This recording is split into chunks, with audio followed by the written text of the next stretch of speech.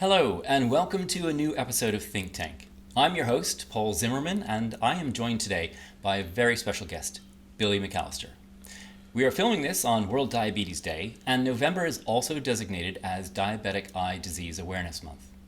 Billy lost his sight overnight at the age of 40. He, like millions around the globe, had to cope with a new world without vision when diabetes effectively stole his sight. Join me as we chat with Billy about how he gets by in a world increasingly governed by technology, digital services, and artificial intelligence. Welcome, Billy, and thanks for coming along to Think Tank. Thank you, Paul. Let me extend my hand to shake it. Okay. Welcome to Think Tank, Billy. Thank you, Paul. It's a real privilege to have you with us today, and I think hopefully we're going to get some insight into what it's like to kind of go through life without sight, and to get your insights into that.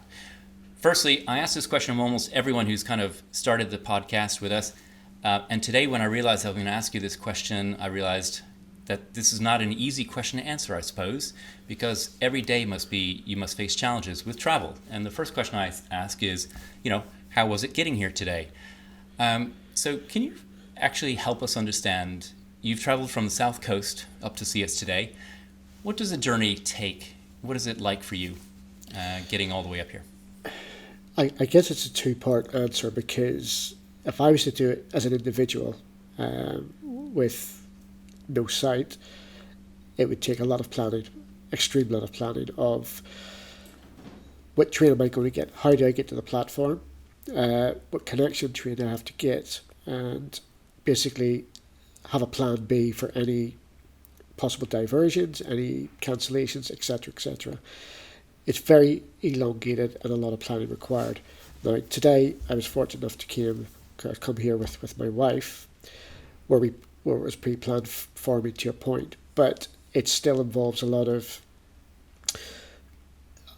barriers regarding sensors of what I would get overloaded with. So noise around me, people talking, people bumping into me, even though I'm with someone.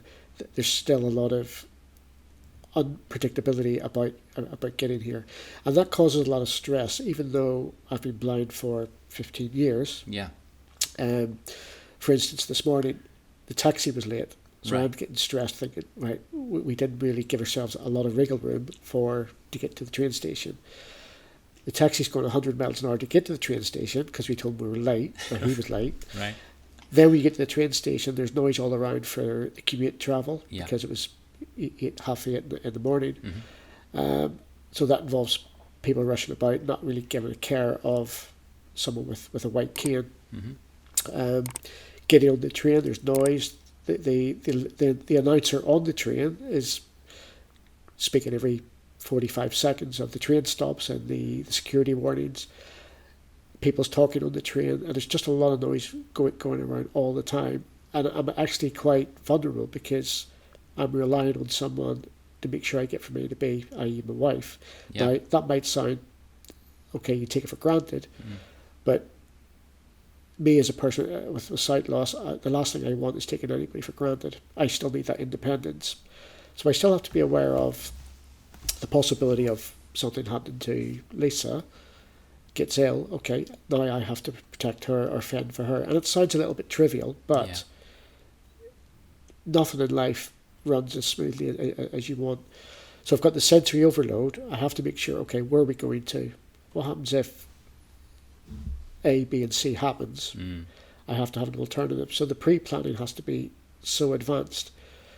With all the noises, school children, announcers on the train, getting off the train at Clapham Junction, we had to use 2 lifts to get up and down that. And I actually said to Lisa this morning, what would have happened if I was doing this on my own? How would I have got up 2 lifts to get over to a different platform? And I just think everybody outside in the able-bodied world takes it for granted that, it'll be fine, you get to do that. But it is extremely exhausting, because you just don't, you still have to think for 2 people. I still have to think for myself, and I still have to keep myself within the zone for 2.5 hours that it took to get here. Do you travel by yourself these days? I had a period when I was on my own, so I had to get up to the hospital in London from the South Coast, so I did have to pre-plan train assistance, which was unreliable at best. And again, that gives you a certain amount of vulnerability, because you think when you're on the train, is the person who I'm supposed to meet from the train assistance going to be there? That was 50-50 where it happened or not. Then I had to have a plan B. Okay, if they're not, do I have enough battery in my phone to phone the train line to actually, I'm sitting on a platform here, or I have to rely on a member of the public, which again, that's been refused on a few occasions where the public said, well, you're not my responsibility, I'm not taking you to the platform. You can't just take it for granted that the public's going to step up and take you to your destination. So it's extremely stressful. And again, it makes you feel really vulnerable as a young man. Okay, we'll go with middle-aged man. Brilliant. Speaking of middle age, can you talk to us about what happened, how you lost your sight? For those who aren't aware, you lost your sight through complications of diabetes. And talk to us about when you were first diagnosed and what happened when you actually did lose your sight. So if we take it back to the start, I was diagnosed at the age of 15. Yeah. Diabetes in them days was totally different to the advanced stage we're at today, thank goodness. So I used to, when I was diagnosed at 15, I was rushed into hospital because of, I collapsed. And I was taken to hospital, and I was told at the age of 15 that I'd have to take injections 4 times a day for the rest of my life. Which, for a 15-year-old, and I'm going to use the word boy because that's what it was. Yeah. Some say I still am, but that's what it was. And the doctor would say, yeah, we're going to practice on an orange. How do you inject yourself? I just couldn't comprehend it, really. I was in the midst of playing a lot of sport at school, and I the first things I said, okay, what does this mean? He says, well, you're going to have to inject 4 times a day, and you're going to have to take your bloods 4 times a day. And once I did sort of think about it overnight, I thought, so this, I don't want to be doing this. I'm not capable of doing this. Once I was told I didn't have a choice, then I had to really knuckle down and think, okay, so I'm going to have to inject 4 times a day. I'm going to have to be home at 5 o'clock to draw the insulin out of a bottle, then take my bloods, and then calibrate my food intake to my blood reading of what it was that day for the rest of my life, potentially 60, 70 years. Yeah. Just thinking about it over a period of the last few months, that I've now had either taken my bloods or injected over 100,000 times. Wow. Which is, when you just think about that, I'm a walking tea bag. So at that age, even my parents didn't know what diabetes was. So that was 1984. Mm-hmm. When you think of sugar-free drinks, Diet Coke was released in the UK in 1983.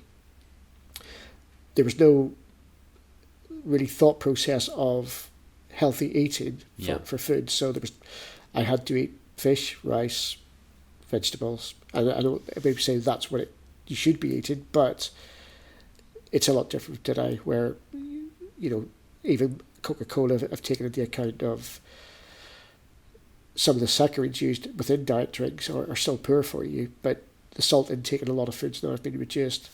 So at that stage, it was like, it was very, very almost, it had to be regimented. Yeah. And I was not ready at 15 to be regimented, of course, to do this. You were busy being a teenager. Yeah. So 3-4 years into being a diabetic from there, yes, I was injecting and I was taking my bloods, not every day, because I just thought, well, this is a pain in the backside, really. I don't really want to be doing this for the rest of my life. I was probably never cautioned enough from the hospital to say, well, if you don't, A, B, C, it could happen later down the line. Yeah. Which is exactly what happened to me. So I was going to nightclubs.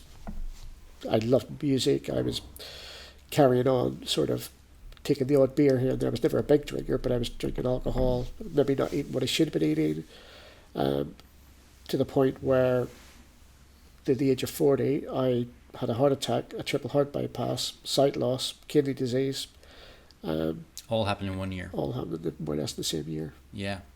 You when we were talking earlier, you said that diabetes effectively catches up on you. 20 to 25 years, you're diagnosed, and then it's sort of caught up in terms of all the things that you suffered from in your 40th year. How does that work for those of us who don't understand diabetes or the complications that can arise from it? Well, when you take insulin, that calibrates. But we all have insulin in our body through the pancreas, which is distributed accordingly to your intake of whether sugar levels or the food that you process. That's all broken down by insulin. When you don't take enough insulin, then the body produces the fat under the blood cells. So that gives you high blood pressure. It puts a lot of stress on the body because there's not enough insulin being produced. So although I was taking injections, I was maybe eating or drinking more sugar intake into my body that didn't allow the insulin there was not enough insulin in my body. So after a build-up of years of that, your body becomes under stress. Right. The fat sticks to the cells, it puts a lot of pressure on the heart, the kidneys, because obviously it's going through your system. Yeah.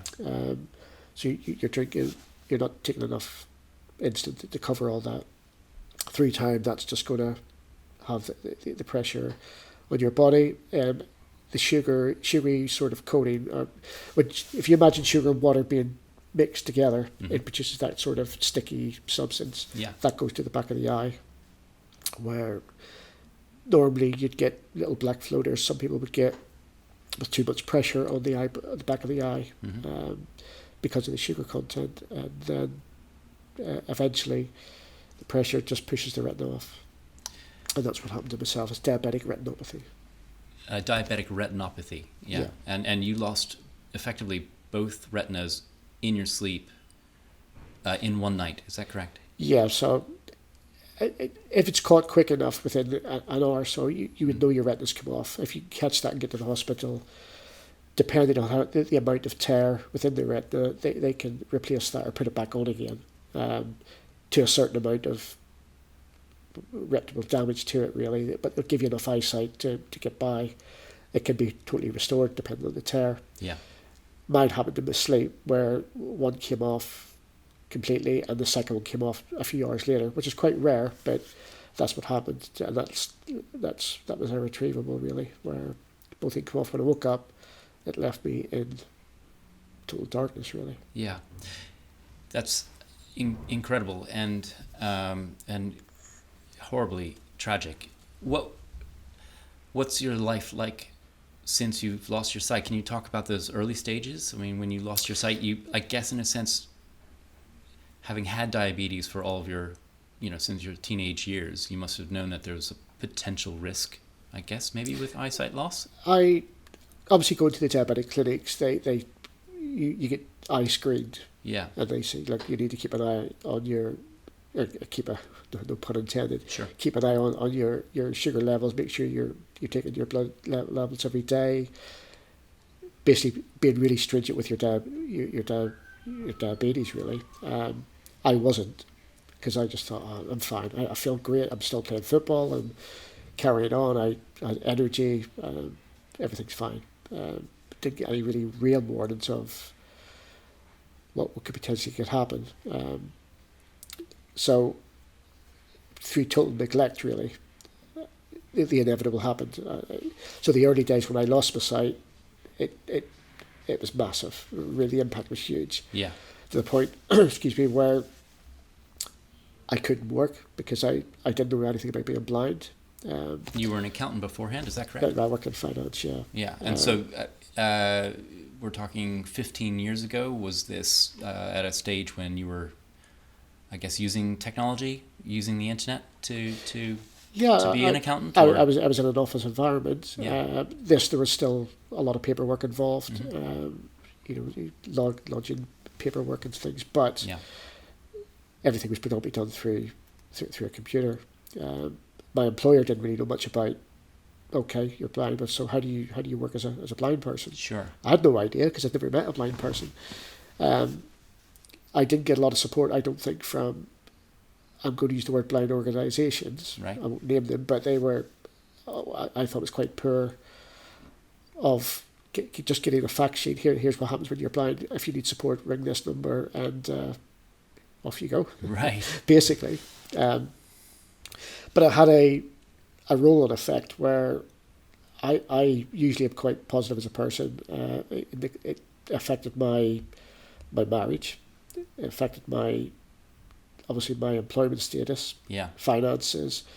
I was declared homeless. I declared homeless a lot. I had nowhere to go on my own. How do I fend? Okay, I'm injected 4 times a day. I'm blind.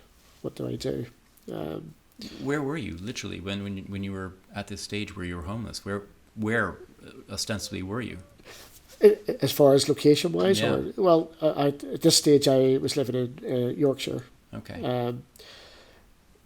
My marriage lasted probably 5 months after going blind. Wow. But then I changed as a person as well, so I have to take responsibility of. Yeah. I started drinking. I was depressed. I shut everybody out, which I've always been growing up in Belfast. You learn quite quickly to fend for yourself. Sure. You know, I was quite streetwise. You had to watch things around you, even in Belfast. So I just shut people off. I wasn't getting shaved. I'm usually quite, particular in how I look and clothes and everything else. And so I wasn't shaving. I just shut everything off. I was drinking.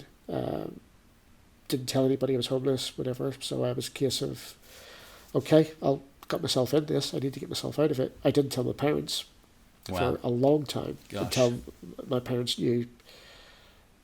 You can't see, can you? No, well, no, I can't.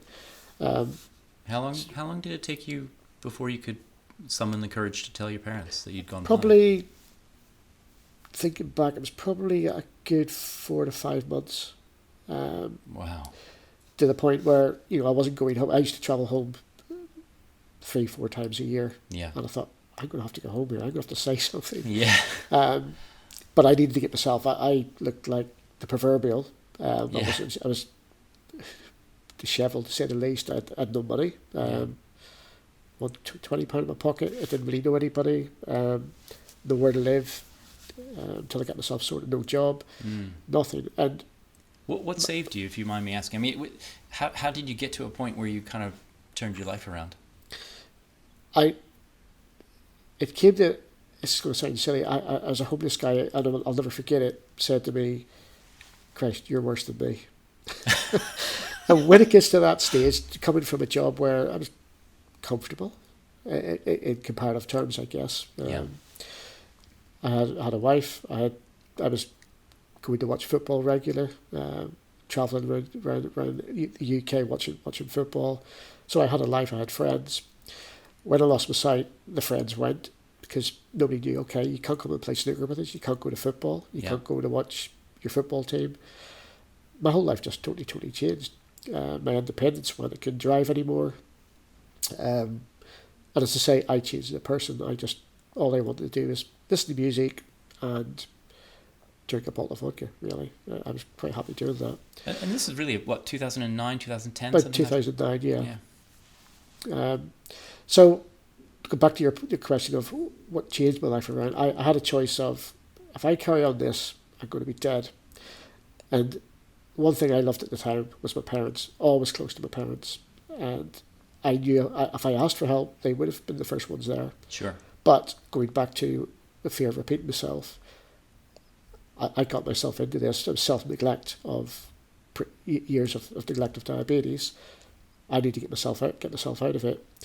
And I got a few fortunate breaks of I got involved with. The only way I could get out of this, okay, I wasn't going to work. My second love of my life was sport, predominantly football. I loved my football. Sure. I mean, you can go ahead and say the team if you want to. I've as much as it's going to rile the me. reason I came to England was because I went to live in Liverpool to watch Liverpool. Yeah. I've been watching Liverpool since the age of 8. I've been all around Europe watching Liverpool. Been over 300 games watching them. Again, one of the biggest things I don't underestimate it, not being able to go to Anfield anymore because I lost all my credits that I built up through the fan cards of going home and away to watch Liverpool.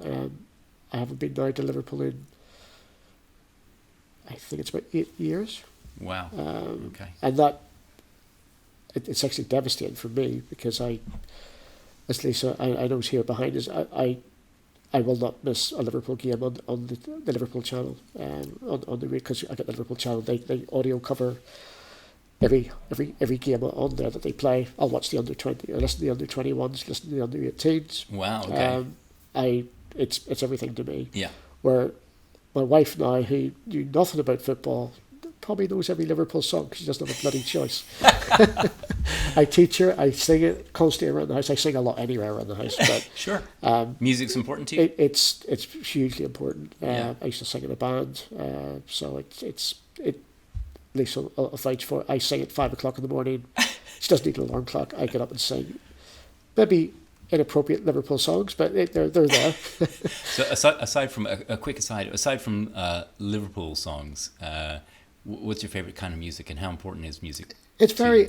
I was brought up music coming from Northern Ireland. You know, country and western was huge. Irish traditional music was a big part of. There was a piano in the house from as early as I can remember. We all sang songs, and Johnny Cash, Marty Robbins, a lot of the country and western songs at Merle Haggard at the time. Wow. We were brought up with that. So singing, a lot of people connected to Ireland with a son. My brother is a classical pianist. Oh wow! Okay. He can play the Mexican guitar. He writes music, and actually he's a player researcher. He's got his own company as Player Research. He's done quite well with that, where he's done a lot with companies around end users around gaming and stuff like that. Where it's way out of my remit, but I was never into computers. It was pure. Me and my dad were sports fanatics, and people say the whole family just loves music. So it helped me because I just listened to music all the time. When I lost my sight, I didn't need TV. I still don't watch a lot of TV today. Well, Sky Sports I'll have on for the football, and my Lisa and she'll describe the golf players to me when we watch Sky Sports. We watch the golf. Right. Bryson's the one with the flat cap. That's okay. I know who that is. But getting through, to me, I needed to get into sport. The only way I could get out of being depressed, I wasn't going to get my job back. Yeah. So I needed to get into sport. So I had a dilemma. Okay, I'm 40 years of age. I can't play snooker. I can't play football. Although I was a good footballer at my time, but I was too old now to play football. Yeah. What sport is going to get me through depression? I really needed to get a house. I needed accommodation. I ended up, because I never knew how the system worked, I was never unemployed. Right. So I ended up getting a house through the system, where the first day I walked into this house, and they give me the keys. There was no carpet, there was no curtains. I had probably 20 quid. I had no furniture, no tumble dryer, no fridge, nothing. Blind, lived in this house where I got a bungalow. Did anyone help you in terms of the... And I thought, Christ, I'm better off on the street. It's like, yeah. At least it's real. How would you have got the help that you needed to get things like the dishwasher, the washing machine? I was not aware, so somebody told me this is, okay, I'm on the waiting list for a property, and they deemed me as, okay, you're going to get this quite quickly. Mm-hmm. So once I was aware of the council of they can support you and help you, it was quite quick that I got accommodation. Right. From there, people said, well, you might be able to get grants and sort of things like that. And I had a blind liaison officer, I guess, probably the best way of putting it. Okay. Says, well, we can apply for it. And I ended up, because at that stage I ended up starting to take up the sport of golf. Right. Heaven forbid. I'd never been on a golf course, ever.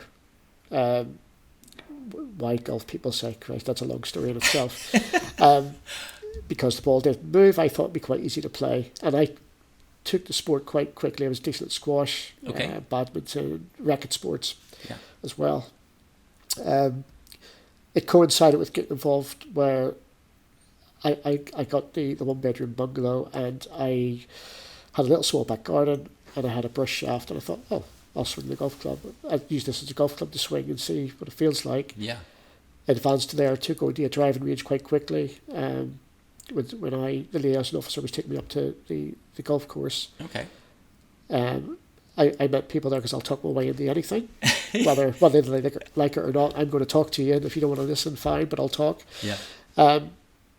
So I was going to socialise up at the golf club with no money, and they says, well, we'll get you some golf balls. Just go up there and swing the club and just be a nuisance, really, which I was, and got into playing golf to the point where I done a bit of research where there was the England and Wales Blind Golf Charity. Mm-hmm. I hadn't been on a golf course at this stage still, and got involved of just practicing on the range. I had video clips of people, me just swinging a golf club in the snow, just for, to me it was just doing something. Sure. I didn't want to go back to the house where I still had very little furniture. Yeah. And I like people. I like to be around people. Yeah. And the worst thing I could do was be on my own. Yeah. That's torture for me. Sure.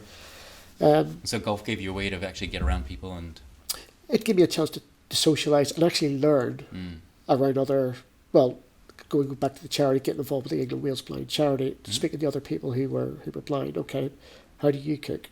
How do you use your iPhone? How do you use a computer, etc., etc. Learned a lot through that from one person in particular who's no longer with blind golf anymore, but he was blind from birth. He's in his 80s now. He taught me, okay, there's a software called JAWS software. Yeah. That'll get you at least back on the computer and back, hopefully. My goal was to get a job, get back to employment. And so for those who don't know, JAWS is a screen reader technology, is that correct? Yeah, it's a screen reader. It stands for Job Access with Speech. So it's the most advanced one, predominantly used by people who are totally blind. Mm-hmm. You've got other ones, obviously, Supernova, Zoom Text, and Dragon, which is more used for voice dictation and having an Irish accent. With mine, my wife still doesn't understand me, so Dragon had no chance. But they all sort of came along, and I had friends when I get into the golf charity. I started doing charity days of blind golf. I wasn't very good because I started from scratch. And within the space of 3 years, I was ranked first in the UK for blind golf, for total blind golf. Which is amazing. You never played the game before, and suddenly you're world's best, one of the world's best. Yeah, I mean, I started off in the UK. I was probably 15th, 20th in the world at that stage. Yeah. To today, I'm probably third or fourth, maybe, depending on the rankings. But I'm down to a 30 handicap. There's a gentleman in the US now who apparently plays off 14. I haven't met him. Is that in the B1 totally the blind? B1, yeah. He was. I think he was an American footballer. Okay. And he's a young lad, hits the ball 300 yards, blah, blah, blah. Wow. But up until then, the best player in the world was from Israel, who played off 27. I think, 27 handicap. So I was sort of playing alongside these guys. And blind golf, to be fair, took me around the world, where I played some of the top courses, Sawgrass. I played Japan. I've been to Australia. Yeah. Played for the world blind golf team as a B1 as well. Yeah. But it served a purpose for me to get a lot of things that I probably wouldn't have done, and give me the chance to promote being blind, that it's not the end of the world, even though for me it felt like being the end of the world, going back from the start, really. I mean, your trajectory in the world of golf is actually phenomenal. Last year you wound up meeting this year's U.S. Open champion, Bryson DeChambeau, at the Live tournament up at Centurion as with England and Wales Blind Golf. And I think if I was there when you met him, you had an opportunity to talk to him about his personal struggles with a father who lost his life to complications of diabetes. Is that right? Yeah, Bryson's dad lost his eyesight through diabetes and had heart failure as well. Had a heart attack. So we had I was unaware of that when Bryson and I were having a chat, and I think we forgot everybody around us. We just got into the moment where, again, I was quite open. He was quite open. I think it was the first time I'm sure he said it's the first time he disclosed about his father. So he felt comfortable at the time to disclose that about his father's and when his father was trying to get across to him, Yeah. and he was just giving me advice on eating habits and things like that. Absolutely. So Yeah. it was quite good to meet Donald Trump's best friend. Maybe Donald Trump's best golfing friend. Yeah. I thought his best friend was Elon Musk, but that's a totally different subject. But, yeah. Wow. I mean, and it was really interesting. I was able to witness that, and to actually have an opportunity for you to meet Bryson DeChambeau at that point. I thought he really opened up. I thought he actually got very well. I don't know. I'd never seen that side of Bryson before, where I think the media portrayed him as kind of somebody who's obviously a science kind of guy, a bit of a geek, a bit of a tinkerer when it came to his game and all that, but a little bit aloof. And I thought actually I'd seen a side of Bryson there with you where he was just incredibly connected and human and organic. Sure. No, I totally agree as well, because we have to be, when somebody's portrayed in the media or television, we all make opinions. It's human nature to do that. And we thought, Bryson's a bit of this. He's bad-tempered. He just the ego of I just want to hit the golf balls far. I can overpower any golf course. To almost see the human side. Well, not almost. He was the human side of Bryson, where I think both of us sort of maybe had a tear in our eye, but just on there was a connection there of just this is human. This is real life kind of thing. Forget all the portrayal of what people. For both of us, for that matter, because on a lesser scale, maybe people thought I was a bit, as a person, I was angry who didn't know me, because I so frustrated of sight loss and the lack of inclusivity and trying to get around the technology side of thing and everyday living. I was portrayed of probably people thought I was angry. I'm far from that. I class myself as being quite open, honest, because that's the way I want to be, just normal. I don't really care for materialistic things. We all want to have things in our life that are nice, but it wasn't the important thing for me in life. But to me, the important thing was I always valued my friends. I valued respect, and I think I'd always be respectful to people, and I'd expect to see them back. But when I lost my sight, as I say, I was drinking heavily. I said a few things, maybe on social media or to people that I shouldn't have said, because I was frustrated. And I did apologise to people before down the line. And most of that was over football, to be fair. But I just wasn't in a good place, and I was quite open and honest about that, to the point where, we all make mistakes, and I very openly apologise for making those mistakes, and I would not make that same mistake twice. Yeah. How you mentioned your very supportive wife, of course, Lisa, who's here with us in the room, and also how football and music and sport itself helped you. How did getting back on your feet with employment help you, and how did you actually wind up working with DWP, the Department for Works and Pensions here in the UK? That was tough. It took me 7 years to get a job. I've got a degree in maths, and I could not get a job. And when I say a job, not I hadn't done anything. I've always worked in office environments. Sometimes it can be a downfall, but I did know a lot about sight loss, and I come across as I don't do interviews very well. I'm still quite immature. Which doesn't come across when you're trying to be professional to get a job that the caliber I was looking for. Yeah. There's a certain stigma of accountancy, finance, and I definitely don't fit into that category. So I don't interview well. I still don't interview well. Trying to get a job even within DWP, I just had to pass a maths test, an English test, and I didn't really have to do an interview until it was just a one-to-one interview.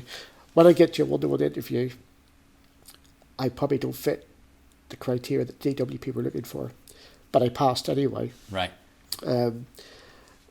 The accessibility test wasn't great because, the test wasn't very accessible for a blind person on a screen reader. You got 15 minutes extra, to the point where I done the test, but I email straight away to say, I needed more time for this. This is not accessible for a blind person. Right.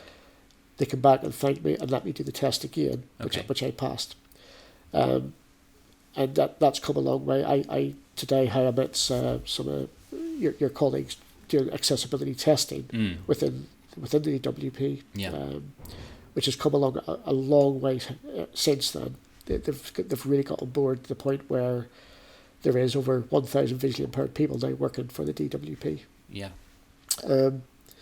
It's not perfect when I say the systems within the DWP, but I got started and I straight away asked to become a disability employment advisor because of the foibles that I came across of trying to get work as a disabled person. So what does that entail then? What are you doing in that role? So in the role at the minute, I'm classified as a disability employment advisor. So that would mean anybody who claims universal credit within the DWP, I would deal with them who've disclosed a health barrier or a barrier that would get them into work. Now that could be, it's just not what people would maybe in layman's terms portray disability as physical. So you see somebody in a wheelchair or a white cane, they've got a disability.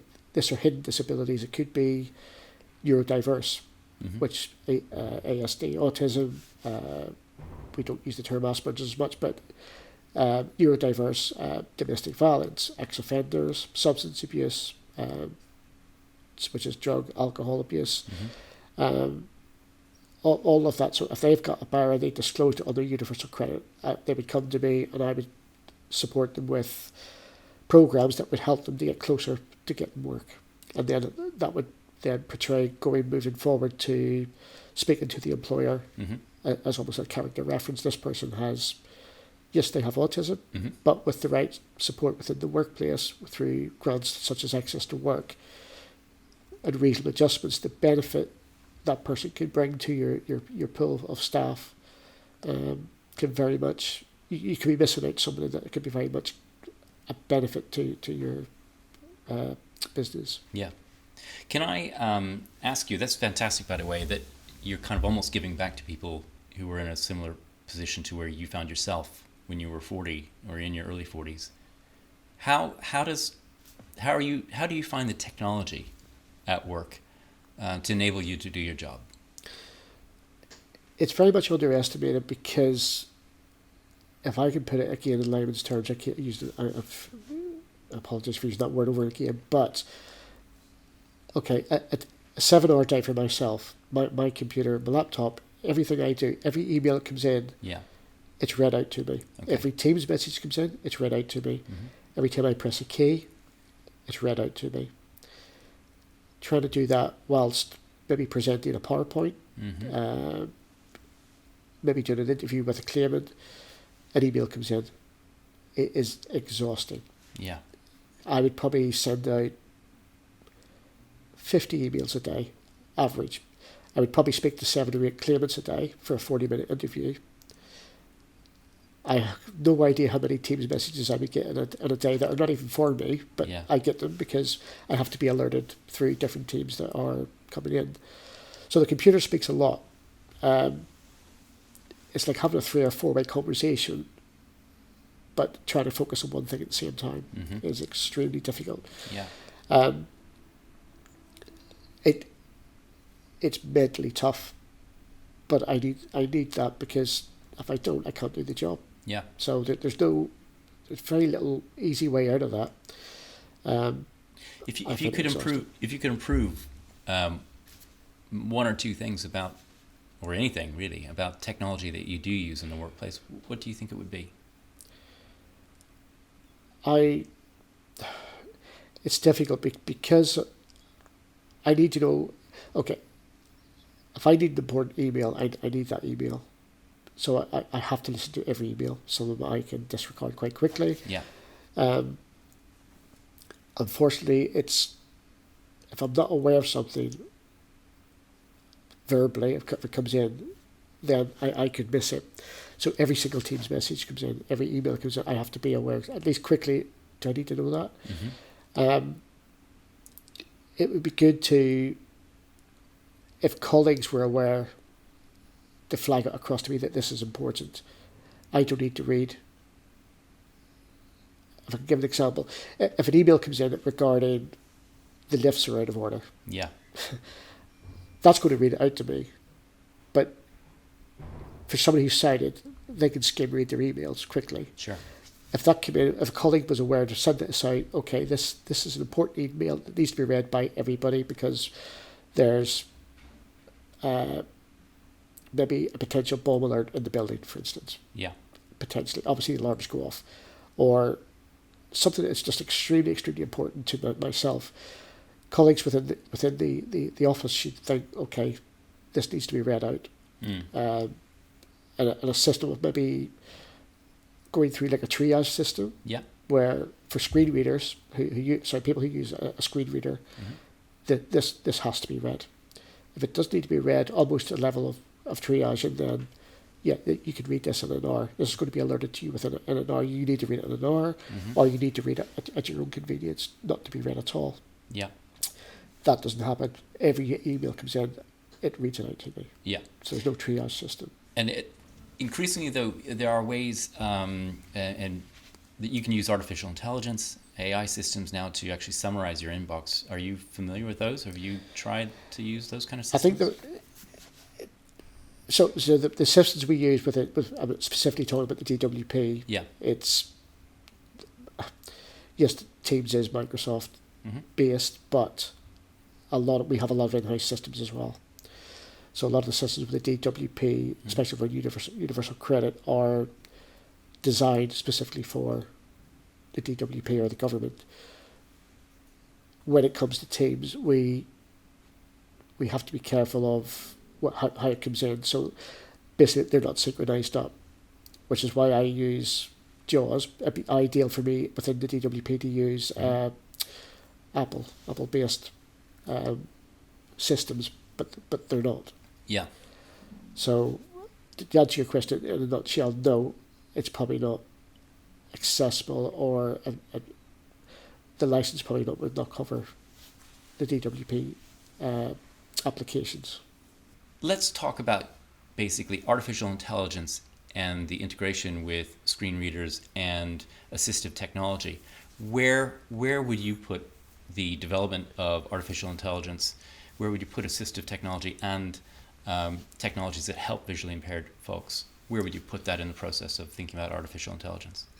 If again we use it in layman's terms, I think artificial intelligence is not really widely known for everybody, regardless of whether it's screen readers. I think we're all learning what it involves, what it entails, and how it can help us. I think if it's done coincide with people with disability in general, or screen readers, when it's being introduced AI in general, that screen reader is taken into account, and let's all learn together from the start. Yeah. Have you used the voice mode of OpenAI's ChatGPT or other large language models?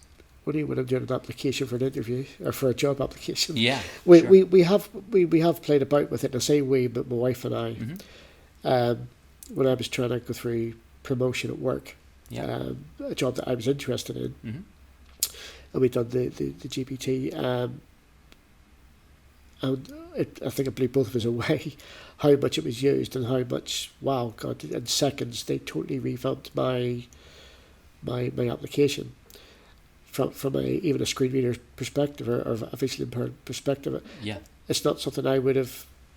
What I'm trying to say, that the job application was totally totally rewritten, but it was so impressive. Yeah. To the point where even in the DWP, we are told we can't use it, so we just played around with it just to see what it would write, and it was impressive. But on a personal basis, outside of work, are you encouraged by, I guess, the voice mode of a lot of large language models like ChatGPT? Yeah, it's definitely going to enhance a lot. Just from my perspective, from a visually impairment person, I just need to know a lot more about it and how it can enhance a visually impaired person. Yeah. Okay. Fantastic. And I guess one of the things that is important there is just simply awareness, right? Sure. Getting the message out. I don't know where it's going to come from, Paul, to be honest, but it definitely needs to be to the forefront, moving forward from maybe companies like yourselves when you're doing it to include everybody, but make us all aware and make awareness to us all, really. Are you excited? Might be the wrong word, but are you possibly excited by the potential that technology has to make your life easier and those who also suffer from loss of sight? I'd be lost without it. Yeah. The more it can improve. Now, I still have every day. So things like when you come across, if I was to use a website that says, okay, for security, can you tell me the picture to get past so you're not a bot? I can't get past that. Yeah. So I need to call Lisa up. Lisa, can you tell me how many pictures are in, or how many colours or trucks or the traffic colour they're trying to get me so they know I'm not a bot? Yeah, yeah. That takes away my independence again. So I don't use that website. Right. So then I have a choice of websites, and then through the visually impaired community, regardless of what it is, we will discuss, oh, don't use such and such because it's just not accessible. Right. The bot ones are really difficult. Or they might get on it and say, okay, we'll give it to you audible. Now, I don't know if you've ever listened to it. It sounds like a drunk on a Saturday night. What was it? What was he trying to say? Oh, repeat after me what this audio clip is. Jesus, it's really difficult. Yeah. And then I have to repeat it in my accent. Yeah. Again, no, that's not what I said. So some of the websites are extremely frustrating. Yeah. And they're quite long-winded because you have to fill the form in. You have to put everything in twice. Dictation doesn't work. You have to type a word in that's only... Okay, it gives you the option. Do you want the audio version of it? Mm-hmm. But as I say, they have a train going by, they disguise it, and it's very much... don't get me started. It's frustrating. Are you familiar with the app called Be My Eyes? Yeah, I have a few different apps on my phone. I've got Be My Eyes, CNAI, but Be My Eyes, I've used it now for probably 6 years now. Okay. And Lisa, my wife, has registered to be a receiver of Be My Eyes as well. Yeah, so I'm signed up to them as well. I think there's 8 million volunteers who basically sign up, and Be My Eyes is basically a network of volunteers who can help folks who've got low sight or no sight to basically navigate around. Is that right? Navigate around your surroundings? Yeah, and it's quite... The time I used it for myself, I was trying to get someone to tell me what was in my fridge, basically. Yeah. And I, fortunate or not, I got a young Asian lady from Singapore who was a student, because she told me she was a student. Yeah. And she told me, which was great, but from then, me being me, I wanted a 20-minute conversation with her. No, I have to go. No. Who are you? What do you do? Oh, you're a student. Okay, what are you studying? That's not what it was designed for. Yeah. But it was me. I just wanted to talk. Excellent. But it's done what it done. It says what it does on the tin. She told me what was in the fridge, which I could decipher the difference between the two. Right. And it was great. It was answered. My call, I guess, was answered instantly. And yeah, you can pick somebody up anywhere around the world at any time from their point of view. But yeah, it was a young girl from Singapore told me what I needed to do. It was great. So that is phenomenal. The Be My Eyes, apparently they've announced last night, I think, a venture with Meta, the parent company of Facebook and WhatsApp. And I don't know if you know, but Zuckerberg's got these glasses, these Ray-Ban glasses that he's been touting, and so Be My Eyes now apparently can be called up using these Meta Ray-Ban glasses. I was wondering maybe if we could listen to a demo of it. Sure, great. I have a very strong sense of identity in my blindness. A woman puts on a pair of Ray-Ban Meta glasses. She grins. The glasses have a sleek black frame and an integrated camera. One of the misconceptions that people have about blind people is that we don't care about how we look or the way we present ourselves to the world. The Ray-Ban Meta glasses allows me to still look fashionable and be able to do the task that I need done as a blind person. Hey Meta, call a volunteer with Be My Eyes. Calling a volunteer. Hey there, how can I help? Hi, I just got a new record player and I wanted to see if you could help me figure out which of these buttons turns it on. Absolutely, I think it's the one on the bottom. Try that. This one here? Yeah, that's it.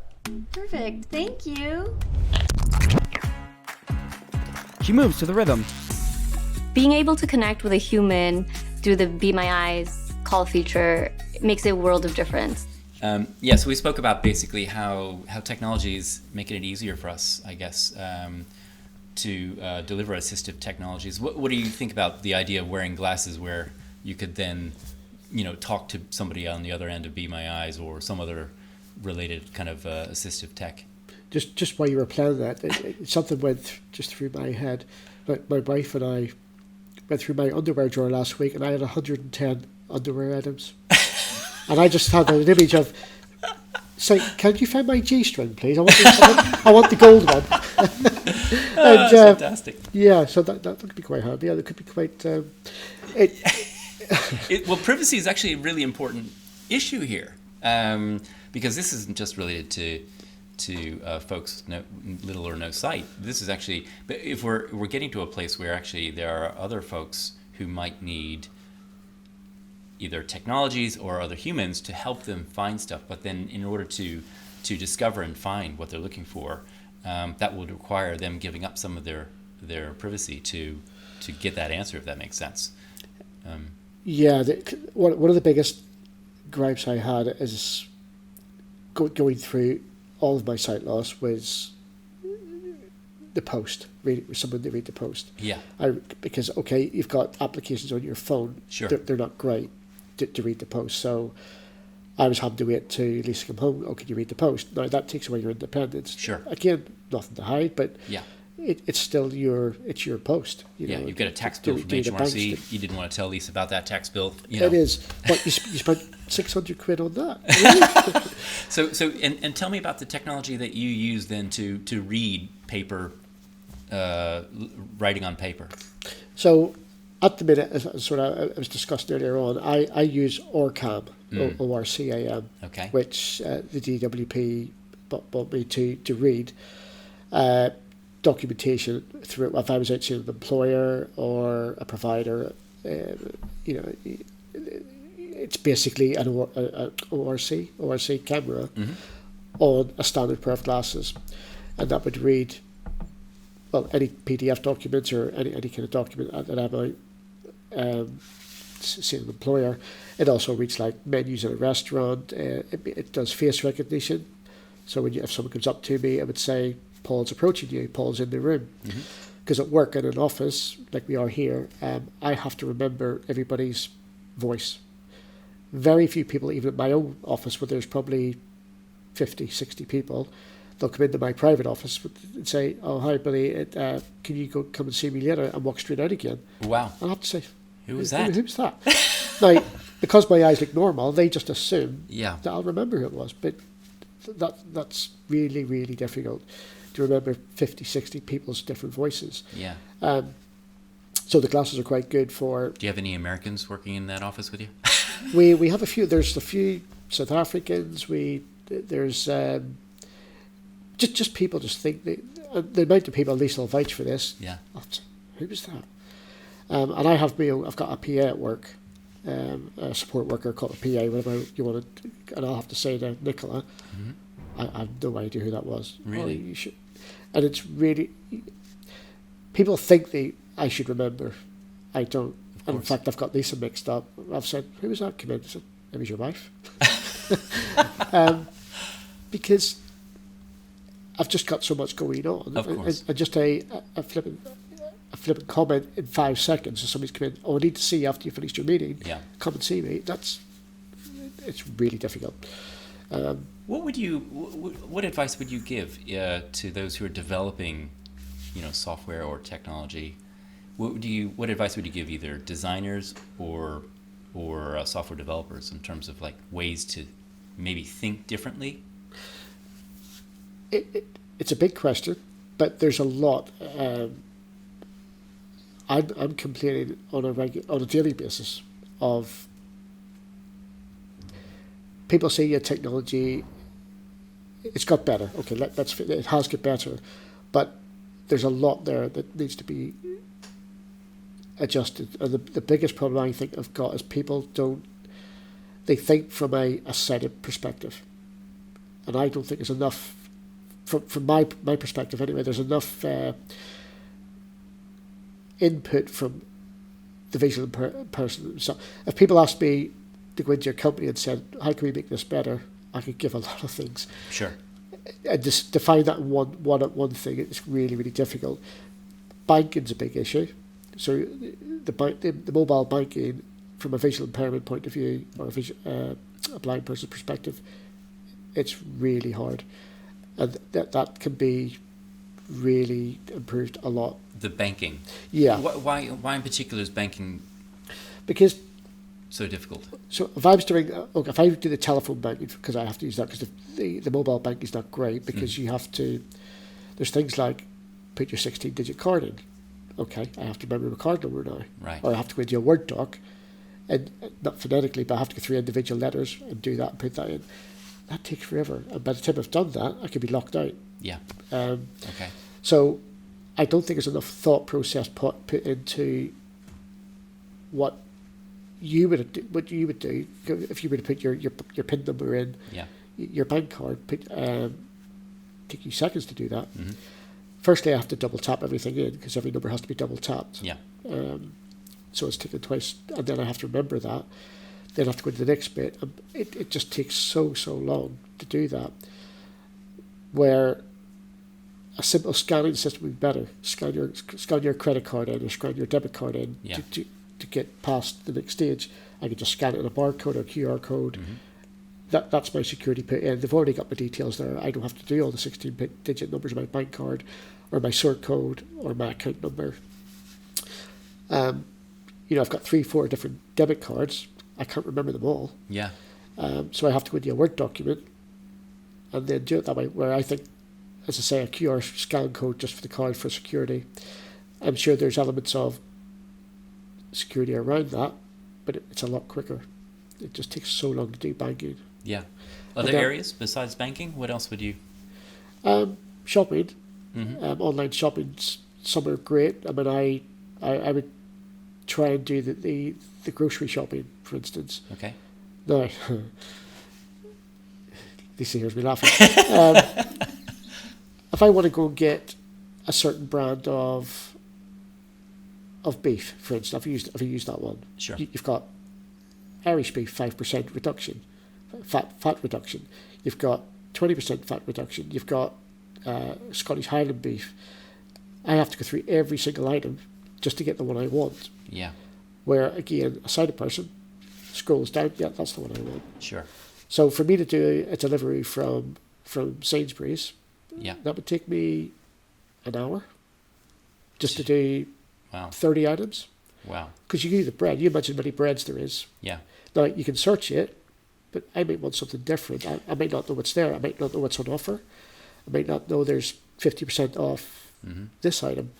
Okay. And I may want to try something different, where a sighted person would think, oh, look, there's a new brand of plum tomatoes out, for instance. Mm-hmm. I have to stick to probably what I know. Yeah. And can you speak? I don't even know. Can you speak into a search engine on something like a Sainsbury's or other sort of grocery website? You've been here for an hour. You've heard my accent, haven't you? I have so many dodgy messages that I've sent out through the years of. Oh God, there's such a story there. My friends keep a diary of my text messages. Do they? Because and again, I go back to the one where, going off tangent slightly, where I've told a friend what you doing. It was Andy, my friend Andy. Oh yeah. What you doing?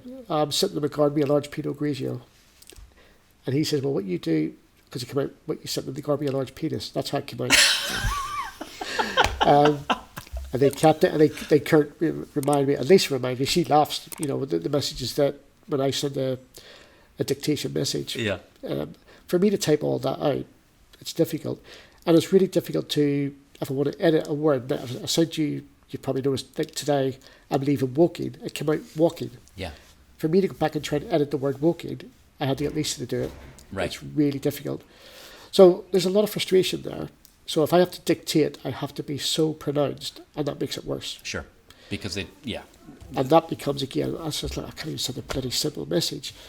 Do you think artificial intelligence will help recognize accents around the world? I mean, I tend to think it will, but I'm led to believe that it's going to recognise the intonation of my security in my bank. I use my voice. I say my password is my voice. yeah. So I use that for my security because it's so hard to copy. Now, again, there was a LinkedIn from an actor, I can't think who it was now. But anyway, he was scammed because of they copied his voice for his security. Yeah. So there's, yes, AI will be great, but the security, I think it's going to have to be from a visually impaired or an accessibility point of view. I think we leave ourselves open. Yeah, for sure. How would you say that technology, particularly since you lost your sight, we're talking now, a lot has moved on since 2009. How has technology empowered you in those 15 years? It's definitely been a lot easier. Though there's still a lot of frustrations there. They're never going to get everything right, but I have a lot. As I say, I do the shopping. I can. If I want something, I don't have to wait till Lisa comes home to think, well, do you know what? No, I'll just go on the delivery and I'll get the food. So I can actually, by the time she comes home, I've got the food shopping in and I've cooked what I wanted to cook. Where before, I would have had to wait and think, okay, I'll have to wait now to somebody else to do that for me. Mm-hmm. Definitely got a lot more independence. Yeah. But if I want to resolve something, like if I want to pay a bill, I have to go through so much security to do that. And by the time I've done that, I've lost the will. Yeah, yeah. Paying a council tax bill or the electric bill or the Sky bill, whatever it is, okay, there's direct debits, but if I want to change anything, sure. Or if Sky ring me up and say, oh, can you read your account number because you've changed your contract? Well, that's a task and a half. Yeah. You mentioned your council tax bill. So, I mean, how have you found engaging, without naming the council perhaps, how have you found engaging a local authority where you are? I think most of the local authority, it's difficult. It's really difficult. Why? I just don't think that they take into account somebody who uses a screen reader, especially. They've tried to take into account of dyslexia, or when I say visual impairment, somebody who might be slightly impaired, so they'll send it out by Braille's Draconian. It's not really used now, okay, but they'll still send it by Braille or large print. Well, most people now use their iPhone. Yeah. Scanning something is so much easier now, and I still think, and I'll use the government as well, will still use the old system, Braille and large print, right, or a different language. That's moved on a long time ago. So to me, it's very much, there has to be a way now to be aware of that screen reading for visual impairment or dyslexia, just people with dyslexia. You just can't give them the two options of large print or Braille. Do you know if there's somebody in the government at a very high level who represents... Oh, sorry. Yeah, well, we have our own accessibility team, CASA, who are trying to make every single document available for screen readers. And I don't mean people for staff, I'm talking about the public. Citizens, yeah. So everything we send out, we have to make sure that is inclusive and accessible for all levels of visual impairment, right, all levels of disability, neurodiverse, dyslexia, everything. They're trying to make that totally inclusive, and it has improved so much. Yeah. It's not 100%, because you can have a visual impairment, for instance, if we use that word, that disability. Sure. You could have 50 different languages there. You have to make that inclusive for. It's not just English. you have to go Urdu, Japanese, Chinese, whatever it may be. They have to make that accessible for a screen reader for everybody, and that's a massive task. Yeah. But they have a designated team now that they've made for, because we're liable for a start. Sure. Because we have to make everything inclusive. But I think they're really, really trying hard now to make that accessible. Do you have a lot of hope for the future? You do a lot of work with charities down on the South Coast, don't you? Yeah. In fact, just yesterday I joined I was made a trustee of the Hastings site for 1066 vision loss. They asked me to come on board. Oh, fantastic! Their board. So, and what's their remit? What are they specifically doing? So they're trying to make everything sort of. They're trying to get a lot of people younger who have gone through sight loss or going through sight loss for mental health to come on board and join groups and get them involved in sport, get involved in employment, get involved in IT. So they asked me to come on to really encourage younger people to get involved who are going through sight loss. Yeah. To make them aware what's out there, to give them a chance to get a job. Yeah. And how do you personally like to give hope to people who, especially those who are young, who are going through this? To me personally, I'm trying to make people aware what I went through even 15 years ago, how much it's changed now, that just because you've gone through sight loss, or any disability for that matter, it doesn't mean you become exclusive in society. I think it's a lot more easier now to be included. There's a lot of work to be done, but I'm trying to be involved with that to make people aware of all disabilities, all inclusivity, especially neurodivergent, sight loss, deafness, the communities, that there is hope there for work. And employers are now becoming really aware of the benefit of employing people with disabilities, what they're missing out on, or what they did miss out on before, that by making their own websites inclusive, there's a lot more scope in that, and I think it's just getting a lot better. Brilliant. Billy, it's been an absolute pleasure having you on Think Tank this time around, and especially on World Diabetes Day, so thank you very much for joining us. Thank you for giving me the opportunity, Paul. You bet.